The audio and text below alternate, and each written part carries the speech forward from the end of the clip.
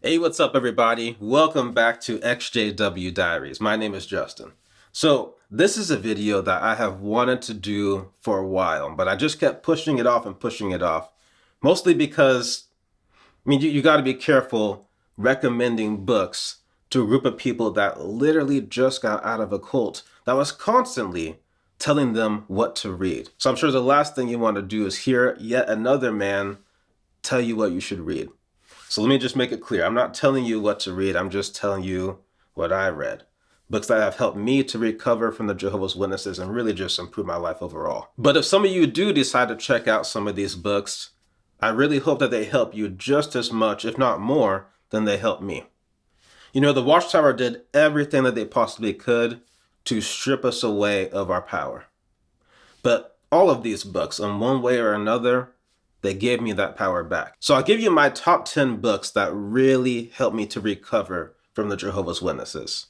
These are all books that I read early on in my recovery phase, and all of these helped me in one way or another to deprogram myself from that toxic Jehovah's Witness mindset and reprogram myself to be much healthier in every single way. And if there's any books out there that have helped you out, please drop them in the comments below. Let's share this knowledge. Let's keep helping each other up this ladder, because I am a firm believer that success is the best revenge. Now, before I get into my list, I am sure that there are many people out there that do not enjoy reading. And coming from the Jehovah's Witnesses, where we had so much required reading, that is completely understandable. And in fact, I used to feel the exact same way myself. It took me a good 2 to 3 years for me to actually begin to enjoy reading. So for those of you out there that really hate reading, one thing you can do instead is listen to audiobooks. And I can guarantee you, all of the books on this list are available as audiobooks. And to go a step further, some of these audiobooks are even available to listen to for free on YouTube. So I'll start out with a couple easy picks, and then I'll get to the deeper stuff. And these are in no particular order, by the way. So the first book is Combating Cult Mind Control by Steven Hassan. In the book, he talks about his own experience being in a cult and all the challenges and mental roadblocks that he faced when he finally woke up and left. When I was reading it, I couldn't believe how many similarities there were between the Jehovah's Witnesses and the cult that he escaped, which was called the Moonies. In fact, there are many times in the book where if I didn't know any better, I would have thought he was a Jehovah's Witness. Steven Hassan is also the creator of the BITE model, which can be used to determine if any group meets the qualifications of a cult. And the book also has plenty of tips on how to deprogram yourself. In fact, I read the book 3 years after leaving the Jehovah's Witnesses.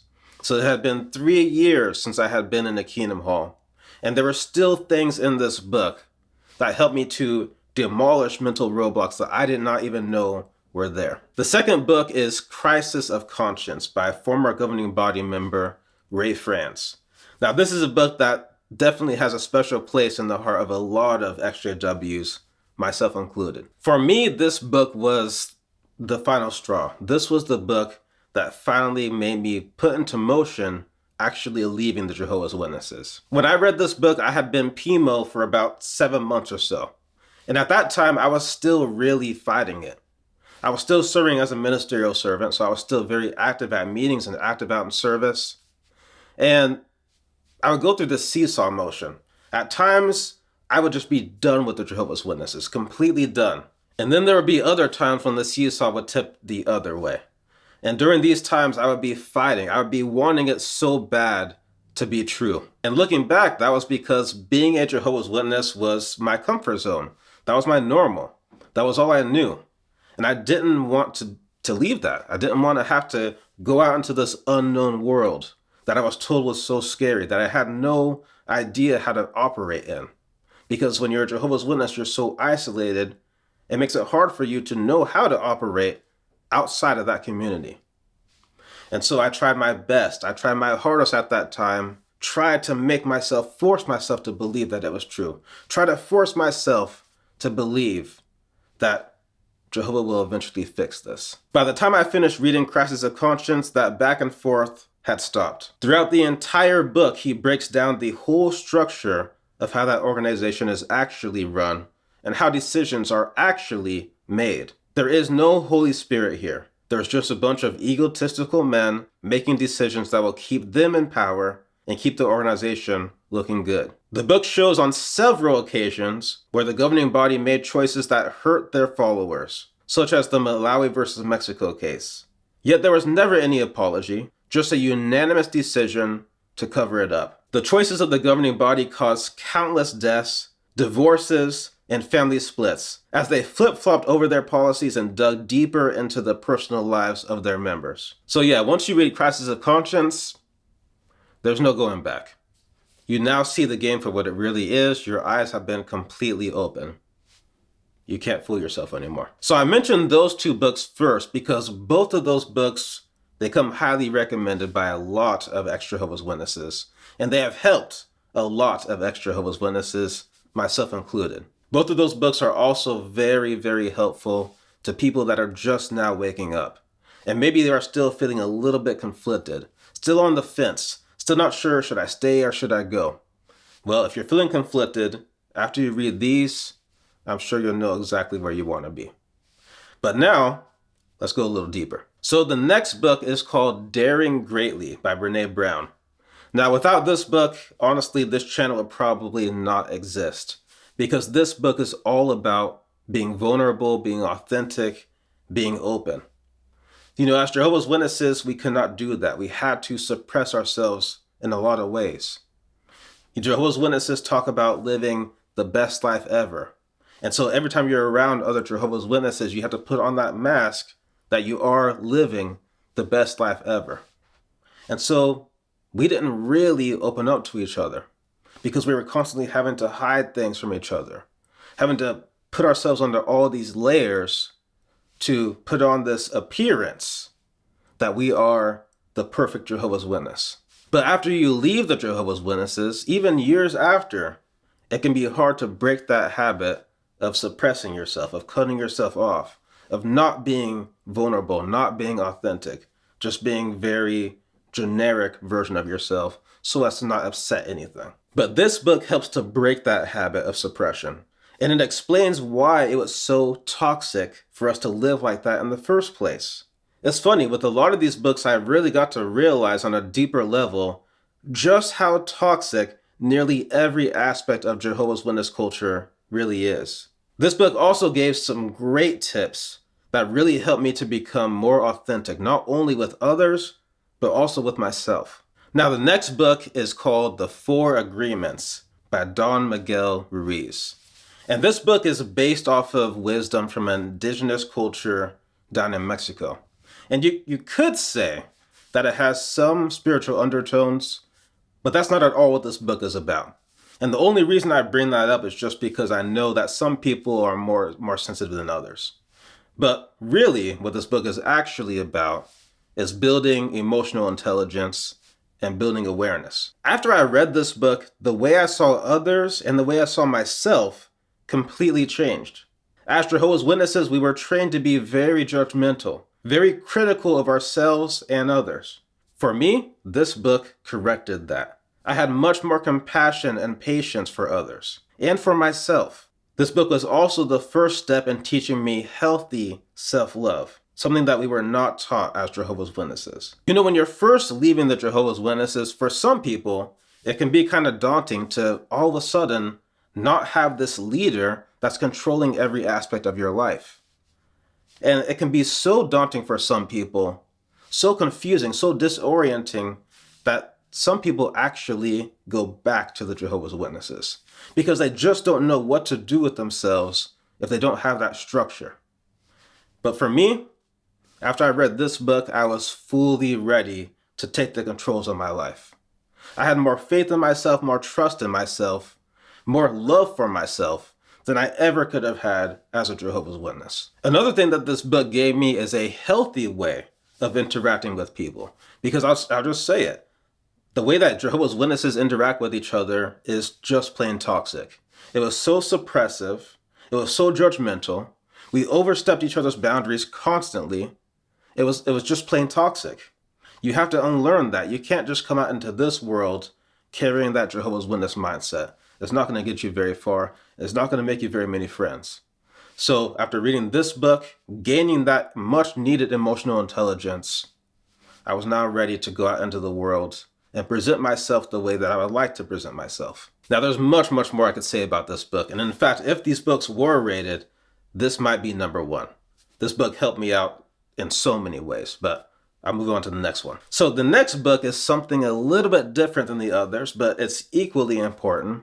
And that is Rich Dad, Poor Dad by Robert Kiyosaki. As Jehovah's Witnesses, we were given very poor financial advice. We were also given very negative ways of thinking about money. It's no wonder so many Jehovah's Witnesses have a bad relationship with money. After leaving the Jehovah's Witnesses, I knew right away that I needed to heal my relationship with money and start learning proper financial literacy. And this book was my first step into doing that. Now, there may be better and newer financial books out there, but I really like this one, especially coming from that Jehovah's Witness mindset. The way that he speaks is in a way that someone from a Jehovah's Witness mindset can understand. The way that he teaches how to have better, healthier habits with money can really apply to someone just coming from the Jehovah's Witnesses. And he also gives great tips on how to grow the money that you already have. That's important for everybody. Because in all honesty, we have to fight the watchtower on many different levels. And one of those levels is financially. The more finances we have, the more we can do. I mean, I look at all these other religions out there, the Mormons, the Catholics, the Scientologists. They have these big budget documentaries exposing all their secrets. Where's that for the Jehovah's Witnesses? Yeah, we have some documentaries out there, but where's the big budget one? Where's the Netflix special, multi-million-dollar documentary shot by a well-known producer in that space? Where is that for us? Well, the more of us that elevate ourselves, the more we learn financial literacy, the more we keep improving ourselves, the closer we can get to that. Now, this next book was actually recommended to me by my therapist when I was going through counseling just after leaving the Jehovah's Witnesses. And it's called Recovery of Your Inner Child. You know, as Jehovah's Witnesses, there was a lot of times when us kids were forced to act like adults. Even during the times when we could just be kids, there was all these restrictions over us. We had to make sure we weren't playing anything too violent, too spiritistic. The organization was also constantly changing the rules on us. One day we're sitting around watching Pokemon, enjoying ourselves. The next day the Watchtower is telling us that Pokemon are demons, and we shouldn't watch or play or have anything to do with them. And then the next day it becomes a conscious choice. And then there's the meetings. Normal churches have a Sunday school class where kids can split off and do projects and games that are appropriate for their age. The Jehovah's Witnesses had the kids packed into the same auditorium as the adults, told to sit still and pay attention even when the subject were nowhere near appropriate to be discussed in front of a 5 and 6-year-old kid. After growing up in an environment like that, that does something to you subconsciously. And this book is all about healing that damage. You know, inner child work can sound strange if you haven't done the research on it, but I'm glad my therapist did have me do the research on it because the results speak for themselves. The science speaks for itself. If you dig down to where your inner child is, you can do some real healing. And another thing that this book did for me was really teach me a lot about myself. And if there's one thing that I learned while on this journey of self-development and self-improvement, it's that the more you learn about yourself, the more powerful you are and the higher you can go. But sometimes to build up higher, you have to go down to the foundation and fix all the cracks and stuff. That way you can build up higher safely and more healthy. And that's what this book is all about. Now for the next book, if you are going to read any of these, this would probably not be the one to start with because the tone is a little bit more on the tougher side. Even the title of the book is pretty blunt. It's called Maybe It's You by Lauren Zander. Now this is the kind of book that gives you that much needed kick in the butt to get you out of your own way. Because more often than not, the only thing stopping us from living our absolute dream life is us. That was something I realized pretty early on after leaving the Jehovah's Witnesses, and realizing how many limiting beliefs and glass ceilings were placed over me by that organization. As Jehovah's Witnesses, we were programmed to keep ourselves low. anyone that did want more for themselves, anyone that did dare chase their dreams, anyone that could not force themselves to live an unfulfilling life while they wait for paradise, was considered to be spiritually weak. So after years and years of being programmed to keep yourselves low, when you finally do decide that you want something higher for yourself, those old beliefs and that old programming will rise to the surface. And you will self-sabotage, or you try to keep yourself in line with those beliefs. Another thing that this book talks about is all the ways that we lie to ourselves and deceive ourselves, which can also lead to self-sabotage and us getting into our own way. And coming from the Jehovah's Witnesses, in a lot of ways we were programmed to deceive ourselves, to make the truth our own, and to keep ourselves so focused and so loyal to this organization. Even when something seemed a little bit off, we would still deceive ourselves and say this is true. So this book helps you to break that habit. That way you can keep going on upward. Now this next book kind of goes along with the last one, and in fact I actually read them back to back.